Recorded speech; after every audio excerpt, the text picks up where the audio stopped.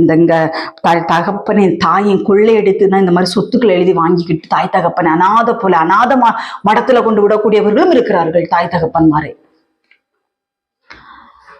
நான் ஒண்ணு சொல்றேன், இன்றைக்கு உங்கள் தாய் தகப்பனை நீங்கள் பார்க்காமல் அவர்களை நீங்கள் உதாசீனம் செய்து அவர்களை நீங்கள் இப்படிப்பட்ட சூழ்நிலைகளை நீங்கள் ஆக்குவீர்கள் என்றால் நாட்கள் ஒன்றும் பிந்தி போகல, உங்களுக்கும் குழந்தைகள் கொடுக்கப்பட்டிருக்கிறது. உங்களுடைய நிலைமை யோசிச்சு பாருங்கள். நீங்க செய்கிற கிரியில் எல்லாம் உங்க பிள்ளைங்க பக்கத்துல இருந்து பார்த்துட்டு இருக்கிறாங்க. உங்க தாய் தகப்பனுக்கு நீங்க என்ன செய்கிறீங்களோ அதையே உங்களுக்கும் செய்யப்படும்.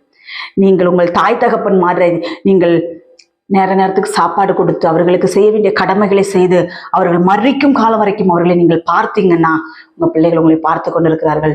உங்கள் உயிர் போக மட்டும் உங்கள் பிள்ளைகள் உங்களை தாங்கும்படியாக கர்த்தர் வைப்பார். இல்லை சோக்கேடா கிடக்கும் போது எப்படியாவது